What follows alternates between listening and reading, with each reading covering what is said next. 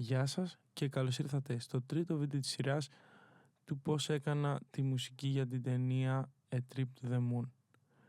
Στο συγκεκριμένο part της ταινίας, οι ήρωες μας έχουν φτάσει στο φεγγάρι και ξεκινούν να εξερευνούν την επιφάνειά του.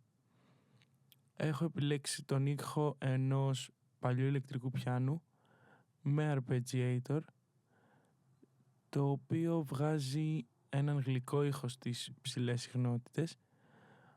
Αυτό το έκανα για να ταιριάξω τις κινήσεις που έχουν οι χαρακτήρες καθ' όλη τη διάρκεια αυτού του part της ταινίας με τις κινήσεις που κάνει το arpeggiator ανάμεσα στις οκτάβες.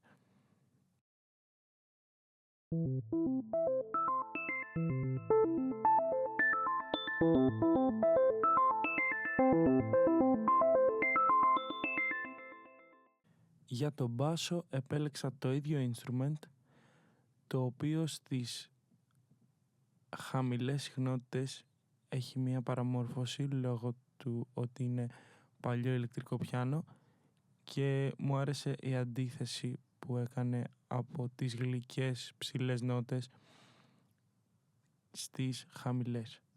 Η επεξεργασία που το έκανα είναι ένας κομπρέσορας 1176, το drum bass και ένα EQ, στο οποίο του κόβω τις ψηλές και του δίνω ένα boost στις χαμηλές.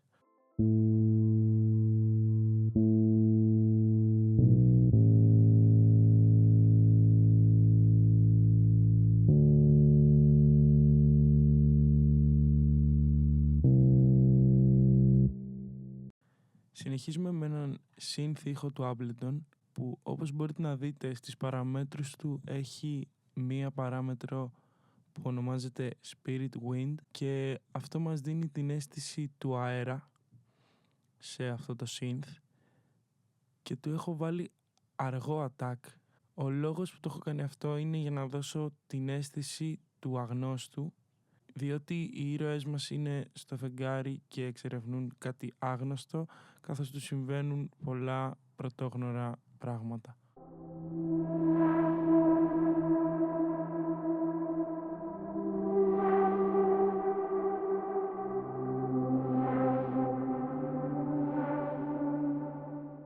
Στη συνέχεια συγχρόνισα τις εκρήξεις που συμβαίνουν στο φεγγάρι με stomps, με reverb και delay.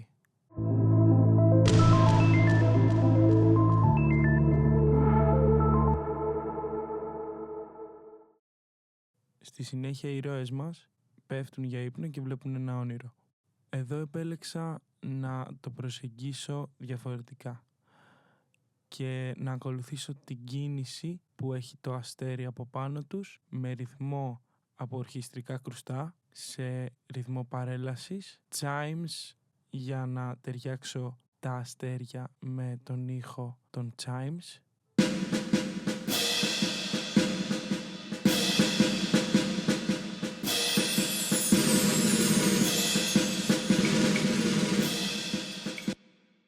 Και πρόσθεσα βιολιά που παίζουν μπάσες νότες, βιολιά που παίζουν μεσαίες νότες με έντονες δοξαριές και βιολιά που παίζουν ψηλές νότες.